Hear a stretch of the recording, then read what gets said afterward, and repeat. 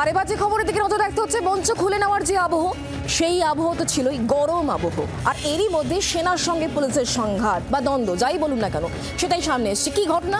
আসলে সিপির গাড়ি যেখান দিয়ে যাচ্ছিল তার পাশ দিয়ে সেনার ট্রাক একেবারে ট্রাফিক বিধি লঙ্ঘন করেছে, এমনই অভিযোগ। মহাকরণের সামনে পুলিশ এই গাড়ি আটকে দেয়, দীর্ঘ টানাপোড়েন চলে, গাড়িটিকে ছেড়ে দেওয়া হয়েছে। তবে চালকের নামে কিন্তু এফআইআর দায়ের করা হয়েছে। গোটা ঘটনাকে কেন্দ্র করে শাসক বিরোধী তরজা তুঙ্গে।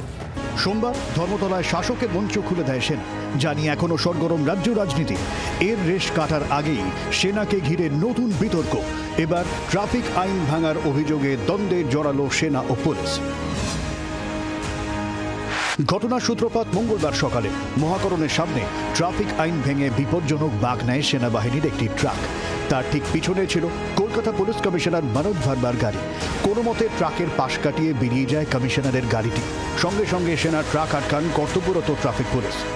এই মুহূর্তে আমরা সেনাবাহিনীর একটি গাড়ি দেখতে পাচ্ছি, যে গাড়িটি ফোর্ট উইলিয়ামের দিক থেকে আসছিল এবং পাসপোর্টের অফিসের দিকে যাচ্ছিল। সেই গাড়িকে কলকাতা পুলিশের ট্রাফিকের তরফ থেকে আটকানো হয়েছে।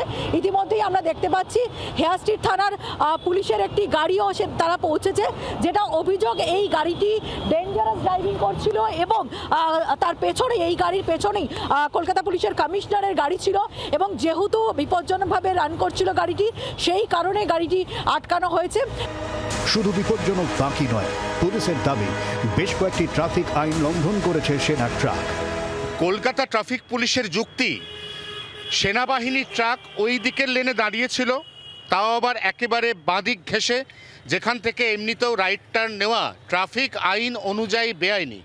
তার থেকে গুরুত্বপূর্ণ বিষয়, এখানে ওই লেন থেকে যে রাইট টার্ন নেওয়া যায় না, সেটা কলকাতা পুলিশ এখানে চিহ্ন দিয়ে পরিষ্কার বুঝিয়ে দিয়েছে। তার থেকেও যেটা গুরুত্বপূর্ণ বিষয়, ধরা যাক কোনো একটি গাড়ি রাইটার্স বিল্ডিংয়ের দিক থেকে এই দিকে আসছে এবং ডান দিকে টার্ন করে বিবাদীবাগের দিকে যাবে, তাকে কিন্তু এই দিকের লেন ধরতে হবে, ওই দিকের লেন নয়। খবর পেয়ে ঘটনাস্থলে যান ইস্টার্ন কমান্ডের সেনা আধিকারিকরা। হেয়ার স্ট্রিট থানায় সেনা পুলিশের মধ্যে বেশ কিছুক্ষণ আলোচনার পর ছাড়া হয় ট্রাকটিকে, যদিও ট্রাক চালকের বিরুদ্ধে মামলা রুজু করেছে কলকাতা পুলিশ। আমি তো অন্ততপক্ষে রাস্তাঘাটে চলাচল করার সময় কোনো সময় দেখিনি যে আর্মির গাড়ি বিপজ্জনক সীমার উপরে যাচ্ছে, যা সম্ভবই না ওই গাড়ির পক্ষে। ওই গাড়ি ব্যানার্জির কনভয় কত স্পিডে চলে? আমি কলকাতা পুলিশের সিপি, যার বিখ্যাত গোফের জন্য অনেকে তাকে চম্বলের দেখাতো বলতেন ওনার ব্যাচমেটরা, তাকে জিজ্ঞেস করতে চাই যে অভিষেক বন্দ্যোপাধ্যায়ের গাড়িটা কত স্পিডে চলে। সাধারণ মানুষের জন্য যে ট্রাফিক রুল, সেনাবাহিনীর জন্যও একই ট্রাফিক রুল। যদি এই ট্রাকের সঙ্গে পুলিশ কমিশনারের গাড়ির সংঘর্ষ হতো, তাহলে তার মৃত্যু পর্যন্ত হতে পারত। আর সেইটা আজকে বিজেপি ছোট করে দেখছে। কি উদ্দেশ্যটা কি এদের? প্রথমে মঞ্চ সংঘাত, এবার বেপরোয়া গাড়ি চালানোর অভিযোগ। ভোটযুদ্ধের আগে সেনাবাহিনীকে কেন্দ্র করে সরগরম রাজ্য রাজনীতি।